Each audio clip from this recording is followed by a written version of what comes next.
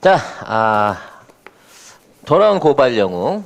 목요일에 찾아오는 겁나 바쁜 사나이 안진걸 소장 모셨습니다. 자, 우리 안진걸 소장님이 월요일 날 또 경찰서를 다녀오셨다고. 정말 경찰서. 안녕하십니까 우리 애청자 여러분. 비 오는 날 보니 더 반갑습니다. 경찰서 정말 가기 싫어요. 아니 근데 경찰 공무원들보다 더 본청을 자주 가신다는 얘기가 있어. 네. 그 이명박 박근혜 정권 때는 어떤 일이 있었냐면요. 네. 한 달에 한 서너 번을 검찰청을 가는데 두 번은 고발인으로, 두 번은 피자로 가는 거예요. 그래? 신분이 왔다 갔다 하는 거예요. 그럼에도 불구하고 아직 전과는 없죠? 아니 2008년도에 한번 들어갔다 왔죠. 그 촛불 집회 때. 그 이렇게 목 졸려서 끌려가는 유명한 사진이 하나 있어요. 맞아. 근데 그때 실형 받았어요? 예. 그거 실형 받고, 그 다음에 FTA 반대 집회가 또 실형 받고, 민중대 백남겨르신 숨진 현장에서 그 저항하다가 그걸로 기소되고, 또 2016년도에 전국의 총선 시민 네트워크라는 걸 꾸려가지고요.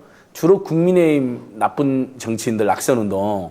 보시면 아마 우리 애청자들께 다 동의할 거예요. 제가 집중 낙선운동 했던 사람들. 김진태, 나경원, 오세훈, 김용남, 김무성. 나경원, 오세훈은 굉장히 오랜 의원이구나. 예, 최경환. 이런 사람들 집중적으로 한 거예요. 근데 우리 국민들이 직접 투표를 한 거예요. 최악의 정치인 투표에서 1등에서 10등 한 사람들만 제가 전국적으로 다니면서 낙선운동 했는데 아마 이제 그게 꼴 보기 싫었나 봐요. 그래갖고 우병우 등등이 나선 것으로 추정이 되는데 저 우리 집 압수수색 당하고 차량 압수수색 당하고 참여연대 사무실 압수수색 당하고 시민단체 연합기구 시민사단체 연대에 압수수색 당하고 난리 당하고 기소돼갖고 지금도 재판받고 있어요. 근데 네, 전과가 많습니다. 이번 주 월요일은 이제 오세훈 관련해서 두 번째 고발인 조사라며요. 예. 그 지난번에 못한 게 있었어? 왜 나눠서 해? 우리가 저기 고발에서 몇 번 이야기 드렸잖아요. 네. 4월 1일 날 오세훈의 내곡동 셀프 보상 관련 끝없는 거짓말 허위사회포로 1차 고발을 했었습니다. 이걸로. 네. 근데 그 다음에 저희가 이것을 보도한 KBS를 오세훈 캠프가 KBS 보도가 허위사회 유포라고 무고를 해요. 그래서 무고죄로 또 고발하고 그다음에 내곡동 앙골 식당 주인들이 10년 전에 과태료 받은 거 아무 상관없는 그걸 개인정보를 빼돌려가지고 조선일보한테 줘서 대서특필을 했잖아요. 그것도 개인정보보호법 위반으로 고발하고 정강훈 극우 집단이랑 집회를 한 번밖에 가지 않았다고 거짓말한 것도 추가 고발하고 파이시티 비리가 자기 임기 중에 없는 사건이다. 자기 임기 중에 없었던 사건이라고 단정적으로 말한 다음에 아차 싶었나 봐요. 그런 기억이 없다라고 또 기억 앞에 겸손한 척을 또 했어요. 그 TV 토론 보면서 제가 다 추적을 했어요. 근데 80이 자기 임기 중에 벌어진 최대 비리 사건 맞거든요. 자기 측근이 구속까지 됐는데 모를 수가 있나요? 심지어는 관련 회의까지 했으면서 이명박 정부랑. 그래서 그것도 회사에 프로해서 2차 고발, 3차 고발이 있었는데 경찰이 이번 주 월요일 날 저를 두 번째로 다시 불러서 고발인 조사를. 아니 근데 오세훈 측은 1차라도 왔대요? 아니 그러니까 지금 우리 애청자 여러분들이 열받아야 되는 게 지금 제가 맨날 이거 추억의 피켓을 일부러 갖고 다녀요. 우리 국민들이 이거 보시면 되게 좋아하세요. 뭐냐면 요거요. 검찰은 왜 최성희하고 나경원의 입시비리나 삭비리 기소하지 않는가. 그러니까 그동안 윤석열 집단이 검찰을 완전히 망쳐놔버린 게요. 실제로 우리 국민들이 보기에는 진짜 수사해야 돼. 나경원, 최성애, 박덕흠, 조선일 비리는 아예 소환조차 하지 않았습니다. 아예? 예, 소환조차 하지 않았어요.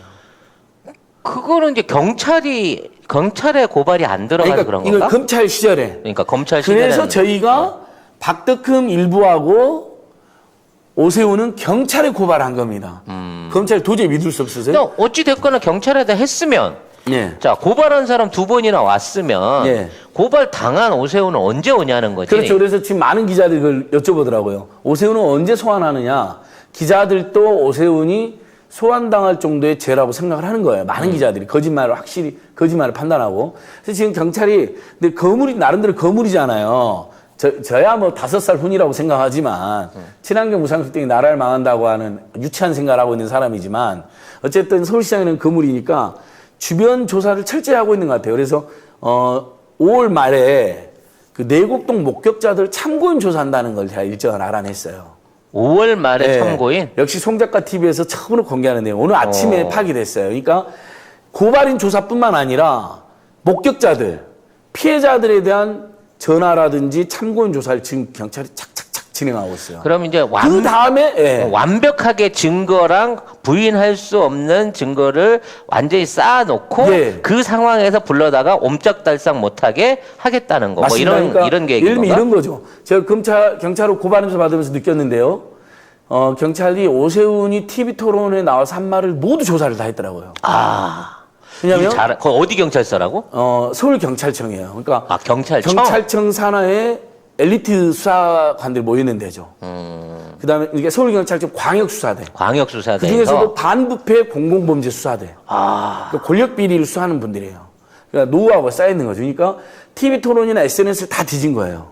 자, 여러분 거짓말을 다 체크한 여러분 거예요. 잘 기억해 두세요. 광역 수사대, 서울경찰청 네. 광역 수사대 산하에 반부패 공공범죄 수사대. 뭐 이렇게 이게 어렵냐? 그러니까 반부패 수사대라고 됩니다. 그러니까 오세훈의 범죄는 일종의 선거범죄, 부패범죄로 본 것이죠.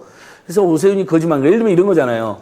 정광훈 집단하고 집회 한 번밖에 안 갔습니다. 그랬잖아. 박정수 후보하고. 근데 나경원 후보 토론할 때는 빠짐없이 여러 번 갔다고 이야기했잖아요. 그러니까 뻔한 거짓말인데 그러면 그 오세훈이는 정광훈 집회 몇 번 갔느냐. 지금 확인된 것만 최소 3번이라는 걸 경찰이 다 조사를 한 거죠.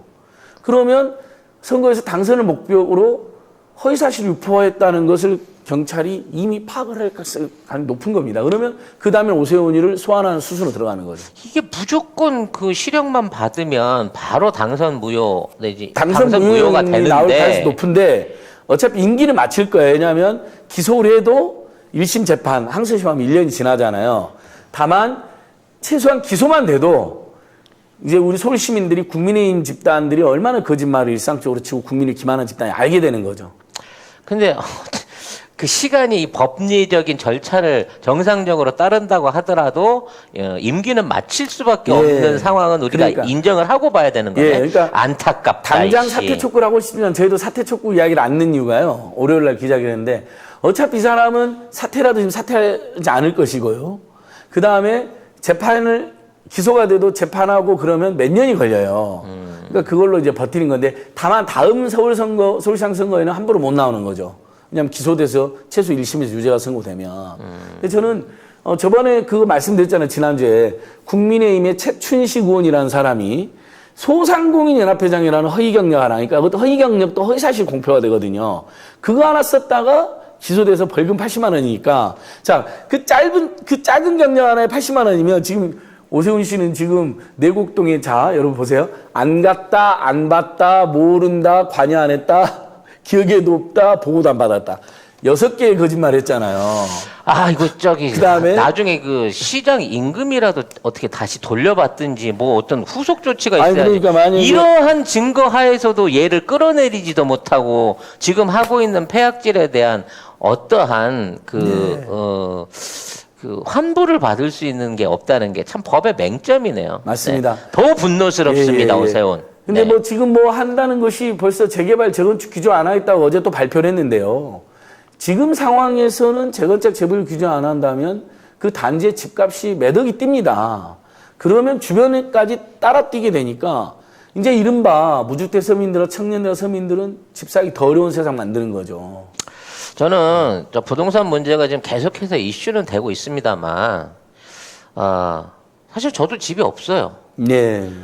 대부분에 있는 그 일상적인 급여 생활자나 사업하시는 분들 중에 자기 돈으로 집을 벌어서 산다는 게 얼마나 힘든 건지는 다 알고 있습니다. 예, 너무 힘들죠. 그리고 이제 20대 사회에 막 진출하는 30대 초반에 한참 사회 초년생이나 이제 경력을 쌓아가고 있는 사람들이 집을 산다는 게 얼마나 힘든 건지도 알아요.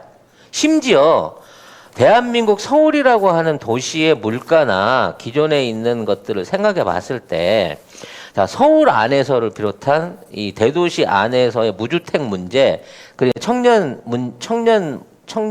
주택 문제 같은 것들이 정책이라든지 어떤 그 국가의 관여로 인해서 쉽게 만들어지는 게 가능한 것이냐라는 의문을 늘 가지고 있습니다. 그런 식으로 따지면 뉴욕에 있는 젊은이들 다 20대 집 사나? 직장 구했다고 집 사? 그렇죠. 네. 아니에요. 전 세계 어느 나라에도 마냥 무주택 서민이 없는 나라는 있을 수가 없고요. 예. 대도시 안에서 유주택자의 숫자가 갑자기 늘어날 수 있게끔 소득이 확 뛰거나 집값이 저렴하게 유지되는 나라 없습니다. 그럼 그런 나라를 만들자고 하면 이건 뭐 사회주의 국가는 할 수 있는 거고. 예. 자, 지금 우리가 원하는 것은 여기서 더 이상 벌어지고 있는 유주택자와 무주택자, 부동산을 가진 자와 못 가진 자의 소득의 격차, 사회적인 격차를 최대한 줄여보자는 거 아니에요. 불로소득을 줄여가가지고 그냥 집만 갖고 있다고 해서 몇 억씩 돈을 버는 사람들이 생기면 거기서 생기는 소득에 의한 그 사회적 격차가 영원히 고착화되는 걸 막아보자는 의미지. 요즘 부동산 정책을 보고 계신 많은 분들이 마치 20대에 당연히 집이 있어야 되고, 나는 왜 내 수입에 상관없이 대출을 90% 땡겨주면, 예.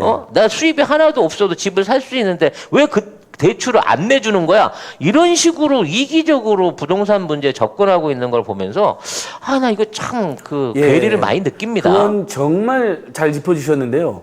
옛날에도 2030이나 신혼부부가 집 사서 들어간 경우는 금수저 말고는 없었습니다. 아주 금수저 말고는요.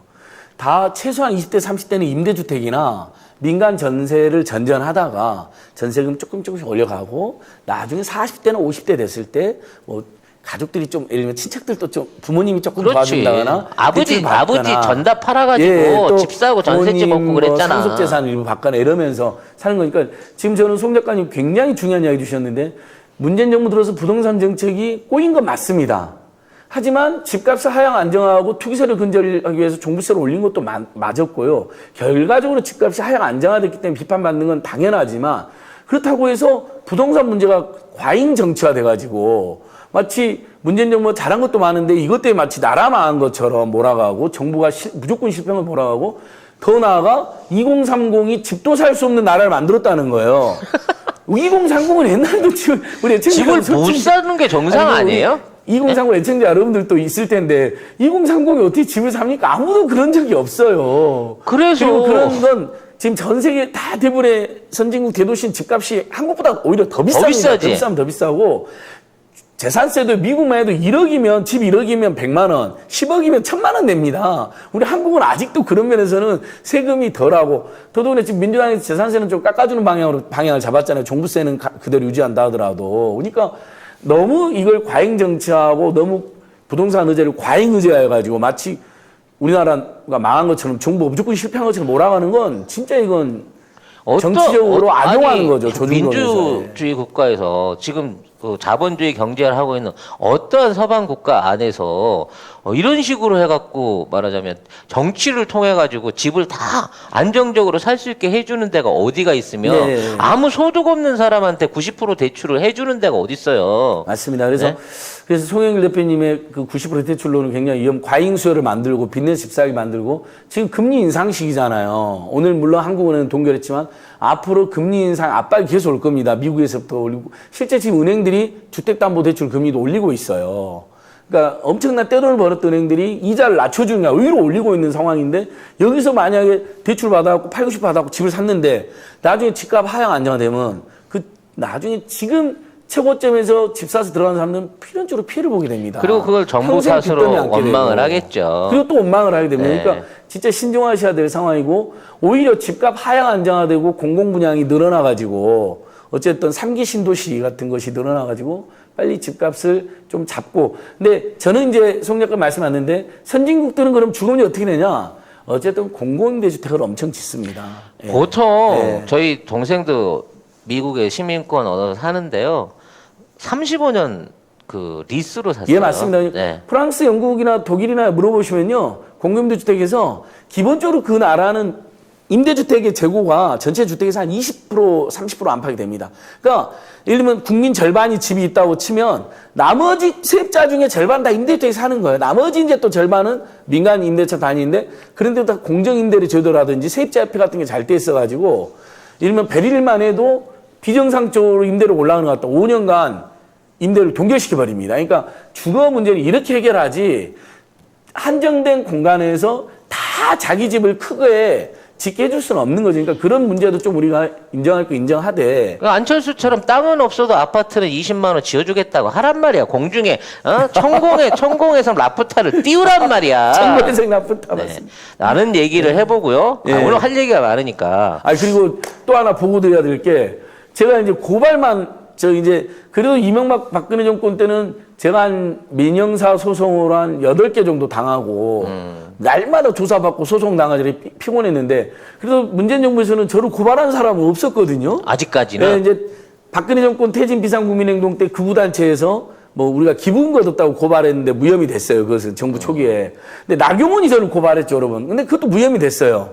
검찰에서 안진걸 씨나 황희두 씨 이런 분들의 문제 제기는 언론 보도에 부합하다. 상당 의혹이 있다. 이거 근데 이제 나경원이 이 방송 출연하는 거 알고 이제 짱돌이 아니 이제 나도 고발하는 거 아닐까? 그러니까 나도 겁나게 많이 씹었는데. 그러니까 나경원 씨는 이제 당 대표 후보로 나오는데 아무튼 떨어지는 전문 후보죠. 이분이 떨어지기 전문 후보인데, 근데 이 사람이 저한테 민사 소송을 걸어놨어요. 3천만 원 넘게. 민사? 예, 도대체 무슨 돈을 빼먹었길래? 그러니까 모르겠어요. 자기를 손해배상 자기가 명예훼손했다고 3천만. 그 사람에게 아이유를 불러가지고 네. 30억짜리 명예훼손 소송을 시켜야 우리 착한 된다니까. 아이유님이 나경원 씨한테 진짜 규탄하고 명예훼손 소송한. 근데 이제 저희들이 뭔 돈이 있다고 우리 안진걸 소장 3천만 원이나 민사 소송을 걸어. 전 재산을 털어도 300도 될까 말까 한데 지금. 지난 LH 비리 때 이게 잘 안 보이시겠지만 LH 비리랑 유사한 비리를 저지른 국회의원들이 사실 국민의힘의 강기훈 의원, 전봉민 의원, 이주환 의원 등이 부동산 비리나 개발 비리가 굉장히 많이 제기됐습니다. 피리처에도 크게 나오고 그랬잖아요. MBC 스트레이트에도. 그래서 제가 이걸 고발했거든요. 그랬더니 이 중에 국민의힘 이주환 의원이라는 사람이 갑자기 또 명예훼손을 또 저를 고발했어요. 맞고발이야? 저 그래가지고 어저께 여러분 갑자기 서울 강동경찰에서 전화 온 거예요. 근데 제가 사는 동네에서 전화 오면 시국 사건이 아니라 보통은 이제 일반 사건, 뭐 제가 뭐 누구를 때렸다거나 뭐 순간 나 잘못한 건 없지만 또 겁이 난 거예요. 쫄지 마. 쫄았어요. 근데 딱 전화 받아보니까 이주환이라는 국회의원이 기아를 고발해서 명예훼손 피고발인으로 강동경찰에서 출석해달라는 거. 진짜 나 정말 바쁘니까 질질 밀고 6월 말쯤 간다 그래. 야. 그러니까 지금 아니 저 새끼들은 아무리 고발을 해도 2달, 석 달이 넘도록 조사한 건 안 1년, 받으러 2년, 오는데. 3년 지금 조선일보랑 나경원, 최성희 다 2년, 3년 된 사건인데 고발 안 해보 소환도 안 하잖아요. 근데 이 진보 개혁 진영에서 지금 문제 제기했던 사람들이 전부 다 소환 조사 당했어요. 그 김용민 PD님, 옛날 낙곰씨 김용민 PD님도 소환 조사 받았죠. 시사타파 TV 개국번에 이종 갑자기 누구냐 우리 이종훈 PD도 소환 조사 받았죠. 저도 지금 이제 소환 받는 거예요. 근데 저쪽은 정말 아직도 우리나라 검경은 수구 세력의 눈치를 너무 많이 보는 것 같아요.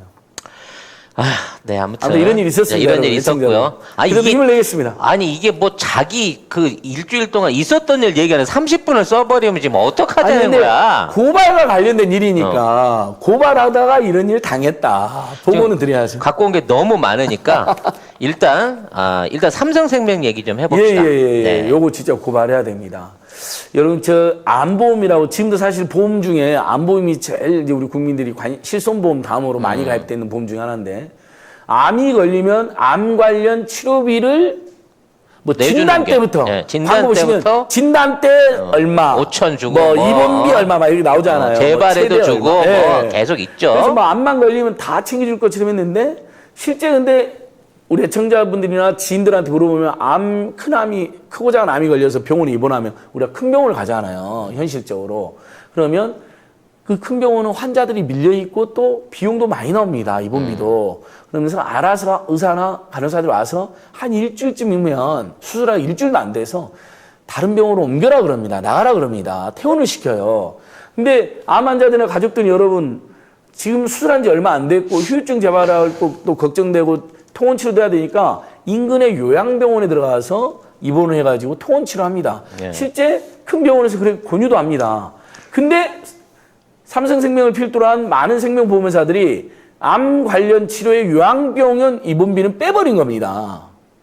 약관에는 암 관련 치료비용을 준다고 되어 있어요. 그러니까 전문병원에 자리가 없어가지고 요양병원에다가 일단 입원을 하고 네, 인근 요양병원에 있으면서 거기서 통원치료. 통원치료를 네. 했는데 수술받은 다음에. 병증이 확실함에도 불구하고 네. 요양병원을 갔기 때문에 이건 우리 약관에 없으니까 못 준다. 예. 이러고 나오고 그렇게 있다는 우기는 거죠. 근데 그래서 보험 전문가들이나 금융감독원에서는 어떻게 했냐면 암 관련 치료비용에 요양병원 입원비는 들어간다는 겁니다. 아 원래 예, 또 왜냐하면 아니 그렇게 해석을 했습니다. 6개월 해석을. 왜냐면 약관에 보면 요양병원 안 된다는 말이 없거든요. 암 관련 치료비용 맞잖아요. 저희가 암이 걸려 수술을 받았는데 그 병원에서 나가달라고 하니까 인근의 요양병원에 있으면서 요양도 취하면서 출퇴근하면서 통원치료 받은 거거든요. 그래서 금감원 지급 공고를 했어요, 여러분. 그래서 대부분 생명보험사들은 다 지급을 했습니다. 금감원 지급권대로. 근데 우리나라는 여전히 삼성공화국이죠. 이 삼성생명만 절반 이상을 지급을 안 하고 있는 겁니다. 자기들은 줄 수 없다고 버틴 겁니다. 그래서 이 삼성생명 암보험 환자들이 서초동에 있는 서울 서초동에 있는 삼성 본관 2층에 점거농성을 들어갔습니다. 암 환자들이 세상에 10명 정도가. 그래갖고 도대체 피해자하고 피해의 규모가 얼마나 되는데 그래? 피해 규모도 제가 추산컨대 1인당 작은 분들은 몇백만 원도 있고요.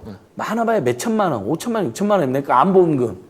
이분들이 그냥 달라는 것도 아니죠, 여러분. 무상으로 달라는 것도 아니죠. 암보험금을 몇십 년간, 최소 몇 년에서 최소 많게 몇십 년간 냈잖아요, 꼬박꼬박. 뭐 3년 이상 안 내면 100%안 주잖아. 그럼요. 암보험은 그 약관도 또. 엄청 까다롭습니다. 그러니까 거기 맞춰가지고 다 낸 사람들을 예. 지금 요양병원에 있었다는 이유만으로 그것도 삼성생명에서만 지급 거부를 하고 있는데 예. 이게 무려 500일이 됐다는 그래서 거예요. 암 환자 10분이 농성이 들어가고 인근에서는 항의 집회를 시작한 게 600일쯤 됐고요. 농성 500일이 됐습니다. 암 환자분들이.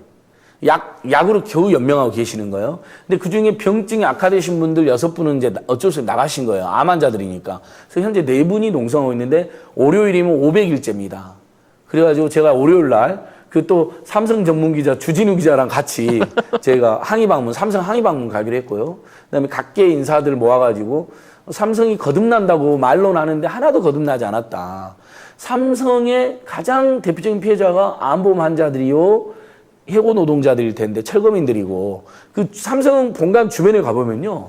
현수막만 수백 개가 걸려 있습니다. 피해자들이.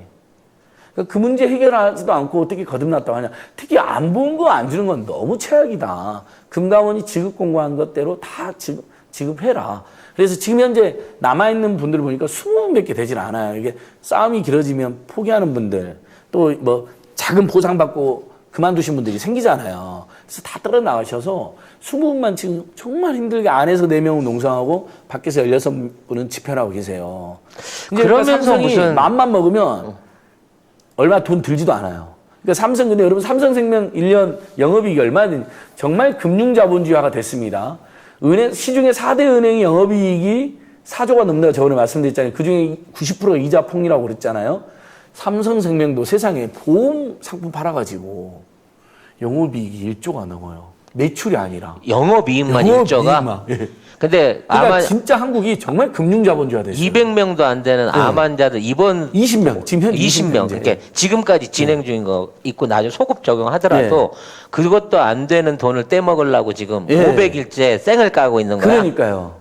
그럼 1조 영업이익 1조에 미쳐보면 한 10억이면 해결된대요. 실제로 전문가들 추정해 보니까 20명의 피해가 영업이익 1조면 1%가 1,000억 100억이잖아요.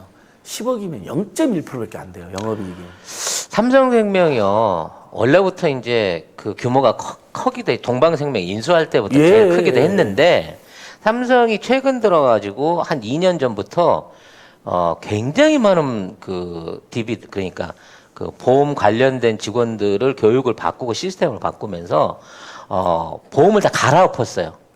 그러니까 옛날 구보험을 해약시키고 더 좋은 조건의 새 보험이 있습니다 이러면서 리모델링 사업을 대대적으로 저지른 게 아니라 실시를 했는데요. 그 덕분에 올 1사분기 이 실제 나온 겁니다. 단기 순이익이 전년 대비 373.3%가 올랐습니다. 와우. 작년에 대비해 갖고 순이익을 3배를 올린 거예요. 네. 이게 뭔 의미겠습니까? 지급 조건이 불리하고 나쁜 보험들을 어떻게든 꼬드겨 가지고 네. 이걸 정리를 하고 그러면서 자기네들 손실 보험료를 키워 가지고 실비 보험부터 시작해 갖고 모든 보험료를 30% 이상을 다 올렸어요. 삼성. 예. 뭐 삼성뿐만 아니라 모든 보험사가 비슷한 방식으로 하고 있습니다. 그래서 이런 방식으로 올 상반기에 가장 많이 돈을 번 회사가 삼성생명 373%. 와. 3.7배의 소득을 더 올렸는데 그런데 아직도 이번 보험비 갖고 예. 심지어 다른 보험사에서는 다 줬는데 예. 금감원에서 주라고도 하는데 삼성이 이걸 하고 있다는 거죠. 예. 왜 이럴까요? 그러니까 여전히 삼성이 사회적 책임에 매우 둔감하고 자기들은 돈만 벌면 된다는 아주 그러니까 정말 18세기, 19세기식 자본주의적 생각에 머물러 있다는 것을 알 수가 있습니다. 이런 짓을 해놓고 무슨 그러니까 회장을 꺼내달라 소리를 해? 그다음에 뭐 거듭나겠다 이런 이야기 하는데 삼성 사옥에 들어가 보면 ESG 경영은 또 엄청 붙여놨어요. 그러면 ESG는 아무튼 양념점 다 붙여놨어요. ESG 경영 요즘 대기업들이 다 유행하잖아요. MSG 아니고? 예, MSG랑 비슷한 거죠. 아무튼간 친환경 경영, 사회적 책임을 다하는 경영, 그 다음에 기업의 지배구조, 경영구조를 투명화 합리화하겠다라는 경영인데 말로만 그러면 뭐합니까? KT가 화장실에 가보고 광고에 보면 국민기업이라고 광고를 해요. 하지만 인터넷 속도 사기 저지러 놓고도 지금도 뚜렷한 조치를 안 하고 있어요. 전수조사도 안 하고 있어요. 그래서 저희가 전수조사를 하자라고 지금 제안하고 사장님 면담을 요청해놨거든요. 그런 것처럼 여러분 삼성그룹이 말로만 거듭난다 그러면 우리 국민이 그걸 믿어줍니까? 정말 이런 안보험금 이렇게 소비자 피눈물 나게 했던 것들부터 지급하고 사과하고 그다음에 아직도 직장에 못 들어간 해고 노동자가 있으면 빨리 그분 역시 복직시키거나 아니면 적절한 보상금을 주고 마무리하거나 이렇게 자기들 때문에 자기들 돈을 버는 과정에서 피눈물 흘리게 했던 집단에 대해서 이 문제 해결도 안 하고 어떻게 사면을 이야기하고 사회적 책임을 이야기합니까? 아무튼 지금 삼성생명이 이거를 지금 버티는 이유는요. 지금 당장에 있는 사람을 물어주는 게 아까워서가 아니에요. 네. 자, 이런 식으로 이 규정을 양보했을 때 앞으로 추가로 발생하게 될 비용 부담금이 너무 크다라고 네. 생각을 하기 때문에 이런 말도 안 되는 조그만 짓을 하는 겁니다. 그렇죠. 근데 많은 국민들이 알고 피해자들이 알고 이게 공론화가 되잖아요. 그럼 지들도 기업 이미지가 있고 영업을 해야 되기 때문에 어느 선에선가 물러설 수밖에 없는데 어차피 줄 거면서 나중에 이 시간이 지나고 이게 문제가 공론화되면 바로 어차피 줘야 될 것을 알면서도 질질 끌고 가는 이런 태도가 네. 환자들이나 고객들에 대한 기본적인 예의가 없는 짓이란 얘기예요. 예. 이것들은 예의가 없는 것들이에요. 그러니까 그 이제 보험사 광고 보면 애청자 여러분 어떠세요? 무슨 일이 터지면 제일 먼저 달려와서 다 해결해 줄 것처럼 하면서 내가 진짜, 죽으면 젊은 네. 놈이 우리 마누라 찾아오던데 보험금 들고. 그러니까 이 보험사들의 행태도 좀 고쳐져야 되는 게 그렇게 가입은 다 받고 솔직히 사실 민간 사보험 시장 대한민국 너무 크고 서민 가계, 중산층 가계에 보험이 너무 많이 가입돼 있습니다. 제가 보험 전문가는 그런 이야기 하거든요. 과잉 가입돼 있다고.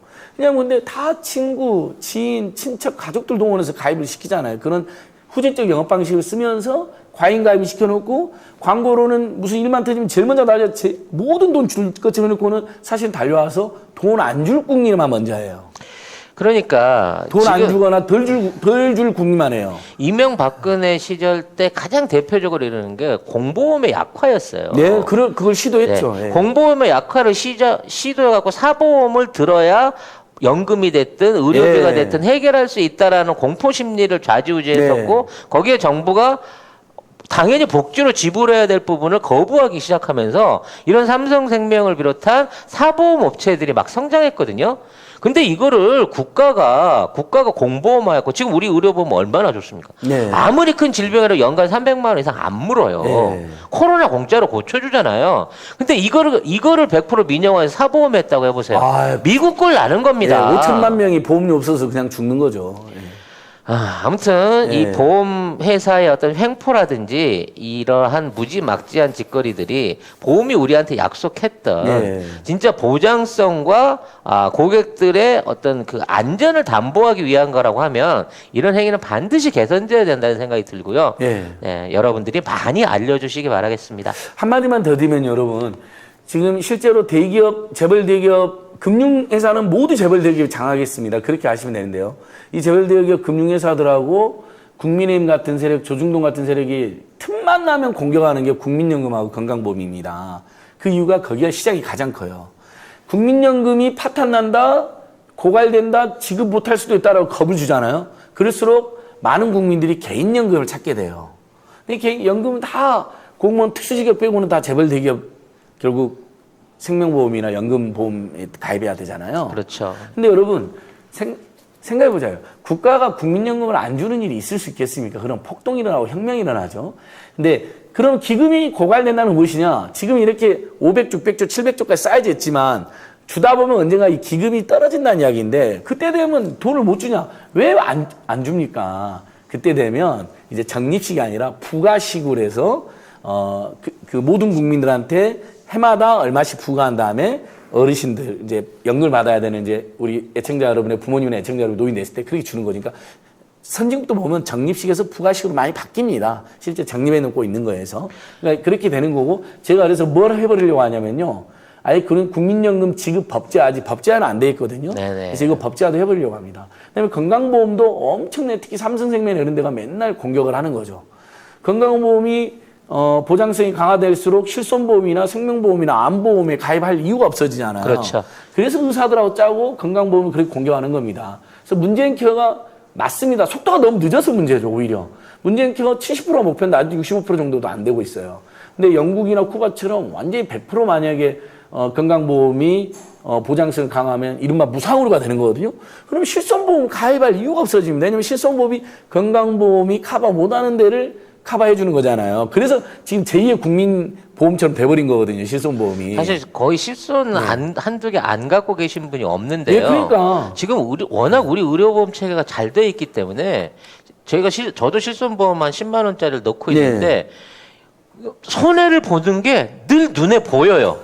맞습니다. 기본적으로 내가 한 달에 병원비 가서 쓰고 부담하는 금액을 생각하면 내가 이걸 왜 넣고 있나라는 걱정을 예. 한단 말이죠.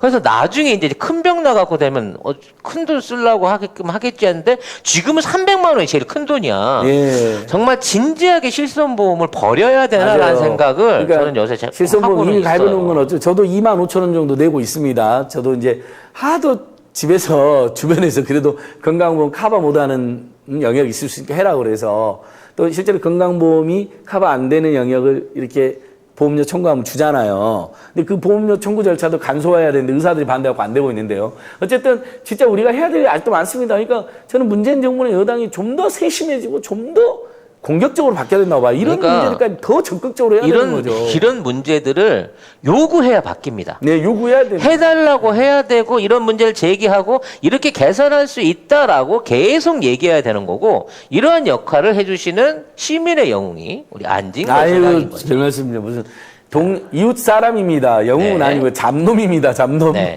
하지만 언제나 영웅은 민중 안에서 나온다는 거. 하늘에서 떨어지지 않습니다. 예. 외계인이 조선을 지켜준 거 아닙니다. 그럼요. 네. 오늘 여수 갓김치에서 신제품 김치들을 품평하는 날입니다. 물 갓김치입니다. 그리고 여기 배추김치가 있고요. 그 다음에 이거는 갓김치죠. 야, 사이즈가 엄청납니다. 그리고 여기는 깍두기고, 그리고 여기는 알타리 김치. 배추김치를 한번 잘라볼게요. 엄청 통째로 많아가지고 맛 한번 볼게요.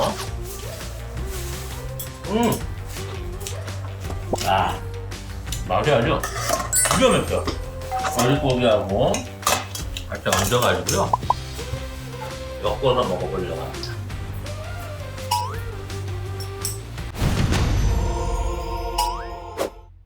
젓가락과 양념이 완벽하게 조화를 이룰 수가 있는 것 같아요. 이 갓김치를 껍데기를 먹어보기 전에 국물을 한번 맛을 봐볼게요. 와. 야, 이 시원한 맛은 아, 여러분들이 이거 한번 보시게 되면 중독이 될 수밖에 없는 거죠. 깍두기를 잠깐 볼까요? 왜 이렇게 뭐가 달짝지근한 건가요, 뒷맛이? 하지만 최고라고 칠 수 있는 거는 물갓김치. 이 물갓김치 맛이, 이 국물 맛이 와.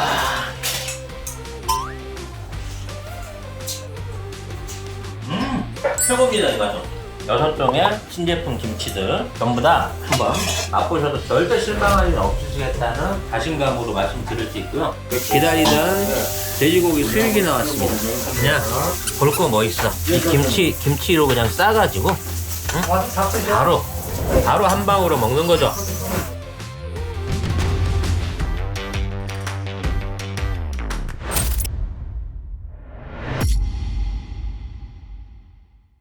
자, 다음으로는 폰값이 더 싸진다 그래요? 예, 간편법을 고친다지요? 요거 한번 이야기 드려야겠는데 이거 잘 보셔야 되는데 그러니까 이제 지금은 공시지원금만 주게 돼 있잖아요, 법으로. 네. 근데 공시지원금 한 100만 원 단말기 사면 30만 원밖에 안 나옵니다. 15만 원이 예, 많이 주지도 않아요. 예, 15만 원에서 근데 그나마 20만 원. 대리점이나 판매점에서 추가로 15% 정도 더 주게 돼 있었어요. 그러니까 줄 수 있게 돼 있어요. 그러니까 30만 원 지원금이면 15%면 얼마죠? 3만 원에다가 4만 5천 원?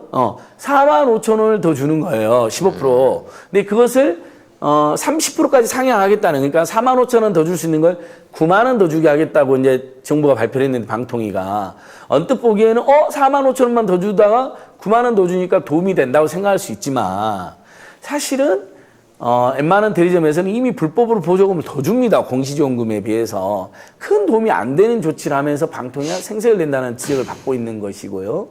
그 다음에 이렇게 지원금 편차가 커지면 지원금을 많이 줄 수 있는 대형 유통점들은 지원금을 많이 주겠죠. 최대 9만, 그러니까 예를 들면 지원금 공시지원금 30만 원에다가 추가로 줄 수 있는 9만 원, 39만 원, 그 다음에 또 불법 보조금도 주겠죠. 근데 그러니까 조삼모사죠? 네, 조삼모사고. 보조금으로 땡겨가지고 약정 할인으로 어차피 뽑아 먹으니까. 그렇습니다. 그러니까 그 다음에 소규모 대리점이나 판매점은 그만큼 못 쓰니까 유통점 안에서도 빈 부익부가 발생할 수 있는 문제가 있는 거죠. 오히려 저희는 지원금은 많이 안 줘도 좋으니까 통신 요금을 인하해라 이겁니다. 그게 우리 지원금은 실제로 정보력이 뛰어나고 발품 파는 일부한테만 또는 기습적으로 이렇게 공시를 막 하잖아요. 지원금 많이 주는 데가 열리잖아요. 그런 분들에게만 혜택이 갑니다. 그 불법 보조금 많이 주는 것은요. 그렇죠. 지금 우리 방송 들은 분 중에도 나는 보조금 많이 받아본 적이 없어 하는 분들이 많을 거예요. 근데 이렇게 눈치 좋거나 정보가 빠른 분들은 그런 데 가서 받거든요. 불법 보조금까지요. 근데 요금을 인하하면 우리 국민들 모두 혜택을 보잖아요. 지금 단계에서 만 원씩만 인하해도. 그러니까 이게 뭐냐면 통신사들이 이제 자기네 가입 실적이나 이런 것들을 꾸준히 이 체킹을 하다가 가입 실적이 떨어지거나 어떤 뭐 영업 실적이 부진하다 그러면 대리점에 몰래 인센티브를 더 걸고 네, 사람을 땡겨와라고 맞습니다, 하는 맞습니다. 일종의 불법 영업 명령을 내립니다. 예. 그때는 회사 차원에서 니네 원래 이거 하나 가입하면 50만 원 니네 몫인데 네. 내가 이거 한 75만 원 줄게 하면 그렇죠. 25만 원을 갖고 고객들한테 던져주면서 그 사람 땡겨오는 거예요. 이게 이른바 판매장려금이라고 하는데 판매장려금 듬뿍 준 다음에 거기서 불법 보조금 줘라는 말은 안 시키죠. 그렇지. 근데 사실상 시키는 거죠. 그렇지. 그 돈 갖고 고객 땡겨와. 대신 이만큼 못하면 오히려 페널티야? 이렇게 하니까 어쩔 수 없이 그런 식으로 괜히 이유 없이 이제 그런 사람들 끌어온다는 거예요. 그래서 이제 이런 식의 불법 영업을 한 번씩 하게 되면 그때부터 막 기기 이동부터 시작해서 막 확 올라오고. 이동이랑 막. 뭐 KT가 이렇게 한 번 하고 나면 SK가 보름 있다 또 해야 되는 거고. LG도 눈치 봐갖고 또 한 번 할 수밖에 없는 거야. 왜? 많이 뺏겼거든. 도로 찾아와야 된단 맞습니다. 말이야. 이게 결과적으로 이런 짓을 하는데 문제는 이렇게 해도 남는다는 거예요. 이렇게 해도 남고, 근데 또 이렇게 해도 남으면서 또 엄살은 어떻게 피냐면요. 자기들이 마케팅 비용을 엄청 썼다. 1년에 7조나 8조를 썼다고 우기면서 통신요금 인하 여력이 없다고 뻥을 치는 겁니다. 근데요, 지금 이제 우리가 생각할 때 무시하고 있는 게 단말기 가격이거든요. 의당 이 대한민국 사람들 이제 단말기 200만 원대도 안 놀래요. 130만 원 뭐 말도 안 되죠. 기본이 이제 130 몇만 원 출고가 이렇게 나오니까 심지어 이제 비싼 기종 폴더 같은 거는 230만 원에서 200만 원 내려왔거든요. 휴대폰 한 대를 200만 원 주고 산다는 거에 대해서 두려움이 없어요. 왜? 할부로 때려주니까. 보조금 한 3, 40 주고 30에다가 불법 보조금 좀 더 주고 그다음 나 할부로 줘버리는 거죠. 근데 사실 말이 할부지 거기 할부 수수료까지 다 붙거든요. 그다음 그러니까 보험금까지 붙고. 제가 통신요금을 여러분이 가갖고 상담을 하잖아요. 그럼 통신비 7만 원 나온다 그래요. 근데 받아보면 12만 원이야. 왜? 단말기 한부가 4만 5천 단말기 원이 붙거든. 할부당 보험료까지. 근데 그거에 대해서는 절대 미리 얘기를 안 해. 통신료 7만 원에 이 기계를 쓰실 수 있습니다. 이거 뭐야? 통신요금을 여러분이 가갖고 상담을 하잖아요. 그럼 통신비 7만 원 나온다. 방송 사고였습니다. 네. 그러니까 결과적으로 이런 식으로 장난을 치는데요. 문제는 단말기 가격이 우리나라 기본적으로 너무 비싸다는 거야. 거품이 껴 있습니다. 외국보다 더 비싸고요. 그다음에 여러분 그 통신사에 가면 판매점에 가면 주는 보조금 이제 법으로는 지원금이 우리는 보조금이라고 하는데 그 보조금의 절반 정도는 판매 그 핸드폰 제조사가 낸다는 걸 모르셨죠? 대부분 통신사가 낸다고 알고 계시잖아요. 여러분 그 아이폰이 우리 출고가가 90만 원대잖아요. 원가 18만 원대입니다. 예. 갤럭시요? 그보다는 좀 비싸다고는 하는데 제조 원가가 비싼 게 아니라 갤럭시는 이게 삼성폰들은 마케팅 비용을 엄청나게 써요. 그러니까 이게 제조 원가에 들어가고 아이폰보다 비싸게 나오지만 맞습니다. 실제 들어가는 제조 원가는 아이폰하고 비슷한 수준일 거로 보여집니다. 이미 설계 도면이 나와 있고 부품이 완성 다 준비되어 있는데 어떻게 그게 사실 모든 전기 전자 제품은 시간이 지날수록 가격이 떨어지잖아요. 지금 핸드폰만 가격이 올라가고 있어요. 그래서 삼성은 그런 얘기예요. 우리나라에서는 보조금 제도도 있고 그렇기 때문에 눈에 보이는 거 비싸 보이지만 우리가 한국 소비자들한테 눈탱이를 안 친다고 얘기를 하거든요. 근데요, 그 말은 맞아요. 출고가는 비슷하게 나갑니다. 근데 미국 같은 경우에 갤럭시 20 시리즈 나왔을 때요, 1+1으로 팔았어요. 예.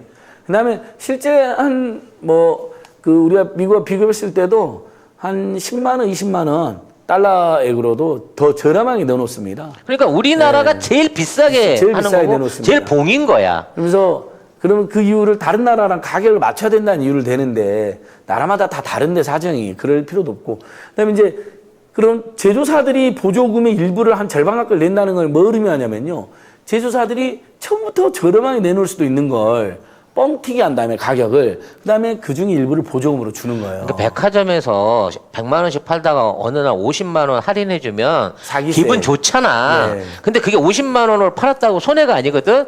근데 문제는 100만 원 제값 주고 산 사람은 빡이 돈다는 거지, 쉽게 말해서. 실제 대법원 판례에 옛날 한 백화점에서 원래 50만 원짜리 옷인데 100만 원을 뻥을 쳐요. 그다음에 50% 할인해준다 해서 50만 원에 판매한 게 대법원 판례에 사기죄로 나와 있습니다. 그러니까 사실 지금 통신사 단말기 제조사들은 전형적인 사기죄래요. 가격을 부풀려요. 그다음에 너무 비싸냐? 그럼 우리가 보조금 30만 원 줄게, 20만 원 줄게. 아 이거 고맙습니다. 보조금 주지 마. 그냥 원래 까줘 그냥. 원래도 보조금 안 주고 저렴하게 내놓으면 우리는 통신사로부터만 지원금을 받고 이 지원금을 그렇게 덜 받게 되잖아요. 그러면 위약금도 나중에 덜 내게 되는 겁니다. 그리고 무슨 일이 있었을 때. 너무 마케팅비를 써가지고 뭐든지 막 최신폰 나오면 무조건 사야 되는 막 이런 분위기를 조장을 하잖아요. 예. 우리 안진걸 소장님 봐. 5년째 똑같은 폰 쓰고 있잖아. 제가 요거 지금 깜짝 놀랐네. 갤럭시 A50이에요. 사람들이 잊어먹어. 그런 게 있었네요. 진짜 갤럭시 A50이에요. 근데 인터넷이나 다 거의 성능 똑같아요. 그러니까 최신폰, 물론 최신폰 좋아하는 분들의 취향은 존중하지만 너무 그런 대로 속아서 달려가지 말자는 거예요. 그렇죠. 옛날 폰 요즘에 완전히 거의 무상으로 살 수 있거든요. 지원금도 안 받거든요. 거의 그냥 진짜 구 모델 같은 경우에는 막 10만 원, 15만 원에 아예 그 새 물건을 주잖아요. 그러니까 그리고 이 단말기에 폭리가 끼었다는 거 여러분 또 제가 어떻게 알 수 있냐면요. 너무 웃긴 게 100만 원, 200만 원 했던 것들 있잖아요. 1년만 지나면 막 10만 원, 20만 원. 그러니까. 떨이하잖아요. 그건 뭐예요? 엄청나게 어떻게 1년 전에 100만 원, 200만 원 했던 거 좀 시간만 지나면 6개월에 1년만 지나면 떨이를 하냐고요. 몇십만 원에. 그러니까 이 거품을 제거해야 되는데 문제는 지금 이제 현대 자본주의가 금융 자본주의 된 것도 문제지만 끊임없이 여러 분야에서 독점 자본주의가 벌어지는데 지금 LG마저도 우리의 LG마저도 휴대폰 제조업을 포기한 바람에 이제 국내 핸드폰은 삼성의 절대 독점 체제가 돼버린 거예요. 이거 큰 문제입니다. 경쟁이 없는 거예요. 이 현기차가 독점하고 난 예. 다음에 우리가 호갱되듯이 호갱됐죠. 미국보다 훨씬 호갱돼 버렸죠. 그러니까 지금- 이런 문제들에 대해서 그러니까 앞으로는 시민단체들이 권력 감시도 좋지만 정말 소비자 이슈에 적극 뛰어들어야 돼요. 맞아요. 그래서 차라리 지금 출고되는 신제품 가격들을 국제적으로 다 까. 왜? 다른 나라는 보내는데 물류비라도 들지만, 네. 우리나라는 그런 것도 안 들잖아. 그러니까요. 그래서 다른 나라에 비교해봐, 가격 비교해가지고 대한민국에서 제일 싸게 내놔야지. 그러니까 그게 국내 기업인 거지. 우리나라 국민들이 세금으로 얼마나 대기업들 많이 도와주고 응원해줬어요. 온갖 인프라를 깔아주고. 그러면 진짜 국내에는 오히려 국내는 20-30%. 그렇지. 김치 프리미엄. 이럴 때 김치 프리미엄 우리한테 그래, 외국에 있는 애들이 한국에 들어와서 휴대폰 사갖고 나가고, 이런 거가 좀 있어야 될 거 아니야. 예. 네. 그러면 그렇죠. 관광도 도울 수 있어요. 그럼요. 한국에 와가지고 옛날에 휴대폰 일본에 사러 전자제품 예. 사러 막 댕겼듯이 예전에 우리나라에 있는 코끼리 전자제품이 밥솥? 싸다. 코끼리 밥솥 사러 갔던가? 한국이 훨씬 싸다 그래가지고 한국에 와서 테레비 사가고 휴대폰 사가고 네. 노트북 사갈 수 있는 시대를 만들어야 그게 정상인 맞습니다. 거지. 아니 세계 최강의 전기 전자 반도체 국가가 돼가지고 국민들에게 이렇게 통일차는 건 올바르지 않는 거죠. 그렇죠. 영업 이익만 최소 몇 조, 많은 몇십 조까지 거두는. 아니 분기에 뭐 막 12조, 예. 17조 이렇게 벌고 있는 기업에서 이러면 되겠어? 그러면서 뭐 상속세가 어떻고 깜빵에 들어간 거 사면을 해줘야 된다고. 아니, 남들이 다 내는 상속세 내면서 왜 사회한원이라고 그러냐고. 도대체 그건 정말 말이 안 되죠. 세금 내는 게 사회한원이면 우리 여기 있는 사람들 다 사회한원하고 있어요. 우리 옥수수염차 우리 송 작가님 거기도 10% 부가세 내고 오셨잖아요. 그럼요. 이거 저 어저께 술 먹었거든요. 술은 50%가 세금이잖아요. 부가세 10%에다가. 여러분, 우리 국민들이요, 이재용이나 삼성보다 이 국세에 기여하고 있는 간접세, 직접세 비중이 훨씬 큽니다. 그럼요. 대한민국의 삼성 세금이 대한민국 수입이 아니고요. 우리 국민들이 직간접세로 내고 있는 이 비용들, 우리가 내는 소득세와 부가가치세와 이런 간접세들이 전부 다 우리나라를 움직이는 재원인 거지. 누가 누구를 지금 걱정을 해? 예? 맞습니다. 제일 쓸데없는 걱정이 재벌 걱정, 대기업 걱정, 종부세 내는 사람 부자 걱정, 연예인 걱정. 제발 우리 그런 걱정 그만하고 교육비, 주거비, 의료비, 통신비, 이자비, 교통비 확 줄어드는 나라. 그다음에 서민 중산층들 월급과 자영업자들 올 소득 확 올라가는 나라. 그런 데 집중하자고요. 조 바이든 대통령이 경제는 중하위 계층을 존재하는 거라고 선언해버렸잖아요. 재벌 대기업 부자는 냅둬도 잘 산다. 뭐하러 정부가 경제정책 그들을 도와주냐. 경제는 원래 중하위 계층을 도와주는 거다. 경제 재민이라는 거죠. 니들이 좋아하는 미국 대통령 그러니까요. 얘기잖아. 네, 아니 그래서 지금 최저임금 37% 올렸어요. 진짜 정말 저도 처음에 깜짝 신기한 놀랐어요. 연방 정부랑 일하고 있는 500만 명한테 지금 37% 올렸어요. 그러니까 아마존도 뒤따라고 18달러로 올려버린 거예요. 물류 배송 노동자들에게. 그러니까 시급이 2만 원이 돼버린 거예요. 아마존 노동자들은. 그러니까 미국도 최저 시급이 지금 2만 원대 들어가고 있는데 네. 우리는 내년에 만 원대를 할 수 있냐 없냐를 갖고 그래요. 고민을 하고 있다는 거예요. 또. 맞습니다. 네. 다음 주에 한번 또 다음 주에 그 문제도 한번 얘기를 해보겠습니다. 또 박덕흠 오늘 박덕흠 이야기 못했는데 박덕흠뿐이야 지금 박덕흠 KTX도 여러분, 못했지. 검찰이 지금 수사를 안 해서 공수처로 제가 이첩을 촉구하고 있는데 다음 주에 자세히 말씀드리겠습니다. 왜 이렇게 고발할 놈들이 많지? 지금 우리 못된 놈들 주변에 많죠, 예. 왜 이렇게 부조리가 많죠, 국민의힘 여러분? 중심으로 못된 놈들이 아주 많고요. 네. 그다음에 재벌 대기업들의 탐욕은 우리가 재벌 대기업을 한편으로 응원하지만 그들이 국민을 기만하고 탐욕을 저지르는 것까지 응원해 줄 필요는 없거든요. 거기에는 적절한 규제를 해서 우리 국민 생활에 힘이 될 수 있도록 더 노력하겠습니다. 네, 오늘도 안진걸 소장과 함께 해본 이게 그냥 이 단순하게 고발로 가는 게 아니고요. 이게 우리 민생하고 바로 예. 연구되는 겁니다. 그래서 계속- 이분이 직업이 예. 경제연구소장. 민생경제연구잖아요. 저 나경원 연구소장 네. 아닙니다, 여러분. 네, 이분이 연구소장입니다. 특별하게 질투심이 많거나 정의 정신이 투철해서 그런 게 아니라요. 본인을 포함해서 네. 서민들이 민중이 잘 살기 위한 방법을 찾다 보니까 아니, 교육비, 주거, 의료비, 통신비, 자비, 교통비 줄어들면 저도 좋잖아요. 그러니까 내가 당장. 혜택 보기 위해서 네. 일을 하고 있는 거고요. 가계부 저도 이렇게 쓰는데 얼마나 많이 나가는데요. 다 가계 지출의 대부분이 통계청 통계 잡혀 있어요. 교육비, 주거비, 의료비, 통신비, 이자비, 교통비. 이거를 바꾸기 위해서 정치가 필요한 거고요. 네. 정치인들이 필요한 건데 이들이 이미 돈 있는 애들, 권력 있는 애들의 비호를 해주고 있기 때문에 지금까지 우리가 이러한 손실을 불이익을 당하고 살았다는 거. 맞습니다. 그래서 우리는 더 알아야 되고 더 요구해야 되고 더 고발해야 되고 더 개선해 나가야 된다. 우리 스스로 행동해야 된다는 점을 또 깨달으면서 오늘 방송을 여기서 마치도록 하겠습니다. 네, 함께해 주신 많은 분들 감사드리고요. 다음 주에도 목요일 날 1시에 찾아뵙도록 하겠습니다. 여러분 감사합니다. 감사합니다. 저도 참 고맙습니다.